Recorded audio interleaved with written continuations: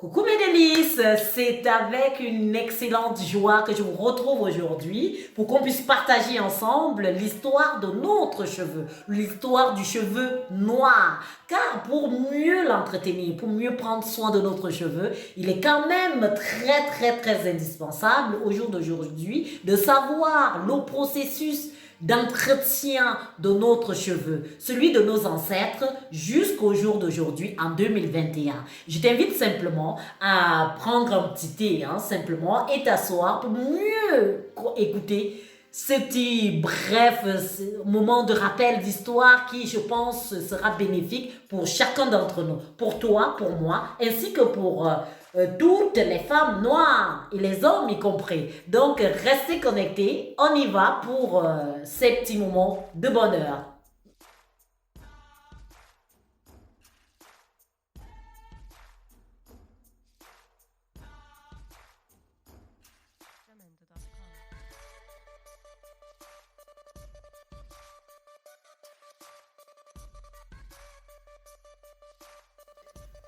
Alors, nous voici donc pour cette belle histoire qui est la nôtre, l'histoire du cheveu noir.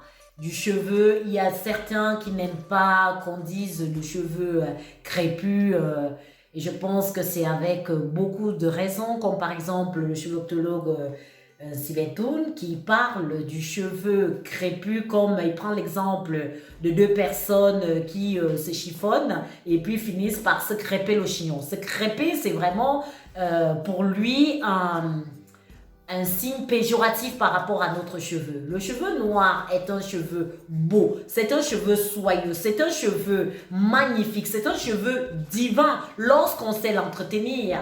Il faut savoir que dès les années 1400-1500, il y avait toutes sortes de coiffures magnifiques en Afrique. Car nos ancêtres avaient quoi? Ils avaient des peignes, ils avaient des huiles, ils avaient ils prenaient du temps pour pouvoir coiffer leurs cheveux. Une coiffe, par exemple, n'était pas banale. Ce n'était pas quelque chose de banal. C'était une marque identitaire par rapport à un signe distinctif qui pouvait être, par exemple, le fait que tu appartiennes à une classe sociale très élevée, la classe des notables, la classe des rois, la classe par exemple des ferrailleurs, la classe des esclaves. En fait, en fonction de ton type de coiffe, c'est-à-dire, imaginez-vous que une coiffure, c'est sur ta tête. Donc tout le monde voit à quoi tu ressembles, à quoi ce que tu es, ton identité.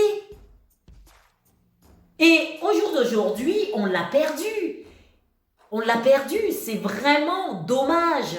Comment allons-nous transmettre ce savoir-faire qu'on a même perdu, on ne l'a plus, qu'on a perdu à nos enfants? Ils vont dans des écoles et on leur considère, enfin on les considère comme étant, voilà, tout le monde a envie de toucher le cheveu, ah il est comment, il est rêche, il est dur, enfin c'est piquant, ça a quelle texture? Moi je dis au jour d'aujourd'hui que stop à cette manière de penser. Il est temps de réactualiser. Il est temps de se réinitialiser à notre identité, qui est l'identité du noir, l'identité du cheveu noir. Sans cette identité, eh bien, tout ce qu'on pourra faire dans la vie quotidienne sera presque banal.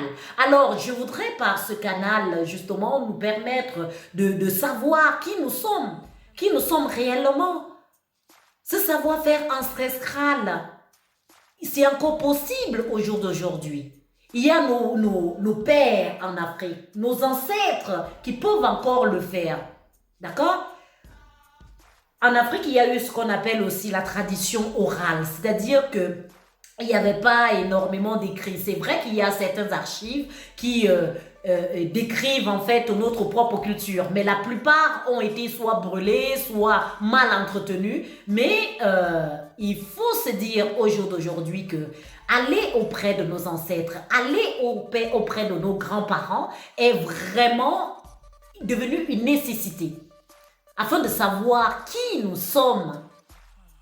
Car le résultat est quand même très alarmant. Depuis depuis quelque temps, il faut savoir que l'industrie du cheveu appartient aux Noirs à 3%, alors que les 80 autres pourcents appartiennent à d'autres qui se sont appropriés, en fait, ce n'est même pas un savoir-faire.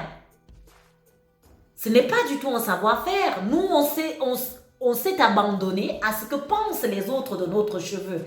Alors, il est temps de nous asseoir et repenser un cheveu neuf, un cheveu beau, un cheveu soyeux, un cheveu magnifique, un cheveu tel une couronne sur notre tête. D'accord? Eh bien, moi, je vous invite vraiment à cette identité, à vous y remettre et qu'on s'y retrouve tout simplement.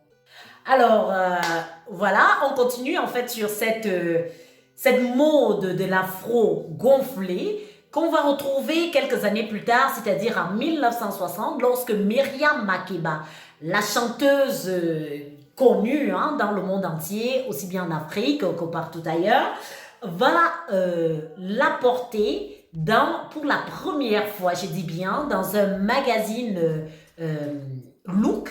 Et ça fait vraiment l'effet, un effet qu'on n'imaginait même pas du tout. Et quelques années plus tard, on a également la grande actrice qui est décédée récemment, paix à son âme, Cicely Tyson, qui, elle, à la télévision, va porter une coiffure que la plupart des Américaines vont trouver indécente. Que pourquoi elle peut mettre une telle coiffure? Elle portait en plus bien avec des cheveux naturels, pour vous dire que c'est extrêmement difficile lorsque des personnes même de votre propre communauté trouvent que ce que vous faites n'est pas bien. C'était une grande première. Et quelques années plus tard, on va se retrouver en 1966 où là, le mouvement Black Panthers va s'approprier en fait la mode du cheveu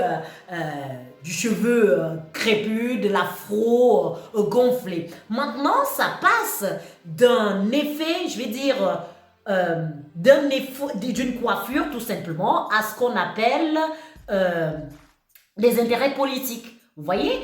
Et quelques temps plus tard, ça perd en fait ça perd de sa valeur. Parce qu'au lieu de porter naturellement le cheveu comme le faisaient certaines pionnières en la matière, on se retrouvait avec des personnes qui, quelques années plus tard, est devenu en fait un effet de mode. Et vous savez très bien comme moi que la mode a un temps. Il y a des modes qui sont intemporelles, bien évidemment, mais celle-ci a duré un temps limité.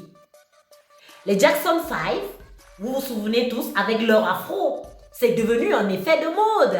Au point où, au lieu que ce soit quelque chose de vraiment merveilleux, certains Noirs en Amérique et même partout dans le monde se sont mis à porter des perruques à la place de l'afro naturellement gonflé. Mais moi je trouve que c'est vraiment une perte d'authenticité de notre propre cheveu qui s'en est allé, une partie qui s'en est allée une fois de plus.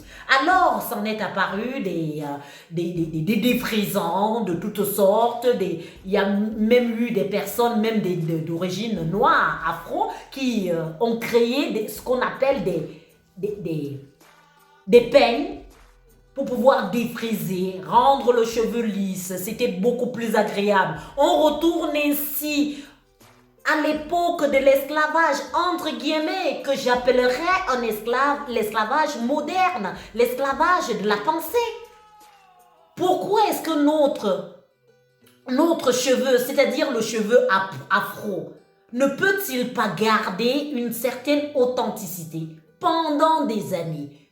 Ça, c'est vraiment mon désir, ça, c'est mon vœu le plus cher au jour d'aujourd'hui. transmettre ces valeurs, ce savoir-faire à nos enfants. Je n'ai rien contre les femmes qui mettent les perruques sur la tête. À un moment donné, ça dépanne. Hein? On prend, tu mets sur la tête et puis voilà. Et tu passes ta journée. Mais le plus important est que le cheveu qu'on porte, le cheveu qu'on arbore, soit pour nous une couronne. Alors mes sœurs, mes frères, prenez soin de votre cheveu. Prenez soin de transmettre ce savoir.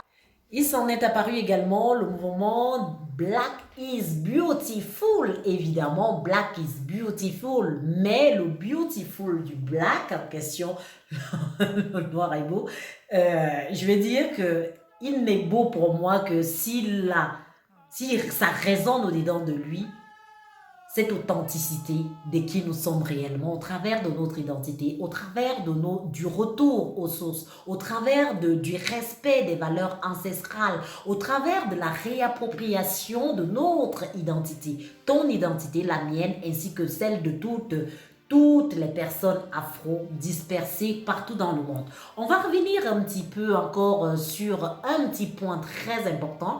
Pourquoi est-ce que notre cheveu, à un moment donné, a dégénéré de cette manière? Pourquoi? Parce que lorsque les négriers sont arrivés en Afrique, quand ils sont arrivés dans les années 1500, qu'est-ce qu'ils ont fait? Lorsqu'ils allaient comme ça, ils attrapaient des noirs, ils te prenaient, hein, et la première chose qu'ils coupaient, qu'il brisait, c'était le cheveu. Il ne prenait pas une autre partie du corps. Je l'ai déjà dit. Il prenait d'abord le cheveu. Or, le cheveu est un signe de notre identité. C'est notre dignité. La société africaine est faite d'énormément d'ésotérisme. Elle fait d'énormément de choses. Les ancêtres, il y a des choses secrètes. Il y a des sociétés même secrètes. Excusez-moi d'aborder cet axe, mais c'est très important de le savoir. On a perdu cette authenticité. Alors, lorsqu'on les prenait, on les mettait en fait dans des bateaux négriers. Et ces bateaux négriers, ils étaient allongés vraiment pendant des mois. Donc, ils se faisaient en fait caca, pipi dessus, hein, des excréments dessus. Au point où, après des mois, pour ceux qui survivaient, après des mois de voyage, ils se retrouvent en fait soit dans des îles ou alors aux États-Unis. Et là, il se passait quelque chose, c'est que quand ils sortaient de ces bateaux, ils puaient les cheveux, la partie qui puait le plus, c'était leurs cheveux. Il n'y avait pas d'autre solution, c'est-à-dire que les magnifiques coiffes qu'ils ou qu'elles arboraient sur leur crâne étaient infectes. Il n'y avait pas d'autre solution que de raser totalement le cheveu. Et pour eux, c'était un véritable sacrilège. C'était terrible pour eux. Malgré vraiment cette façon de briser leur esprit, ils ont quand même tenu. Ceux qui avaient survécu plus tard étaient par exemple des esclaves des champs de coton, de canne à sucre. Et il y avait également une différence entre les esclaves de maison et les esclaves des champs. Les esclaves des maisons devaient être semblables, devaient être comparés par exemple à leur maître. C'est-à-dire, ils devaient avoir un cheveu lisse, ils devaient plus ou moins être agréables face à leur maître. Et ce qui se passait, c'est que quelques années plus tard, on a eu en fait des enfants qui sont nés de ces unions. Des enfants en métissage qui est arrivé comme ça, de par des viols. Je veux dire, des viols qui ont été orchestrés dans cet univers-là. Un univers vraiment malsain. Au jour d'aujourd'hui, il est temps de se réapproprier notre cheveu, c'est-à-dire le cheveu afro qui est le signe, et je ne le répéterai jamais assez, de notre identité, de ce que nous sommes réellement. Dès que tu perds cette couronne qui est sur ta tête, dis-toi que même les générations futures de ta lignée ne connaîtront pas cela. À nous de transmettre véritablement cette identité à nos enfants et on fera ainsi naître une autre génération, des personnes posées, des personnes qui savent qui ils sont réellement. Et puis, la vie ne pourra être que meilleure par la suite, chacun sachant qui il est. D'accord? Eh bien, je vous remercie bien évidemment de m'avoir écouté ce petit bref rappel d'histoire, cette petite piqûre d'histoire, de l'histoire du cheveu afro, de l'histoire du cheveu noir. Et Black is beautiful, c'est là où je veux en venir. Nous sommes beaux, nous avons de beaux cheveux. Et c'est le seul cheveu au monde où on peut avoir toutes les textures possibles. Ça va du lisse à l'ondulé, du crépus à moins crépus. Voilà. C'est un cheveu magnifique. Mes sœurs et frères, assumons nos cheveux et soyons fiers de notre cheveu. Alors, si tu as bien aimé la vidéo, il suffit simplement de cliquer sur la petite cloche pour continuer à suivre ces soins capillaires naturels à base des produits naturels que vous trouvez simplement dans votre cuisine et ainsi mieux entretenir votre cheveu, les cheveux de vos enfants sans hésitation. Je vous dis, c'est parti pour une belle aventure dans la maison des délices. Je vous love et à très bientôt.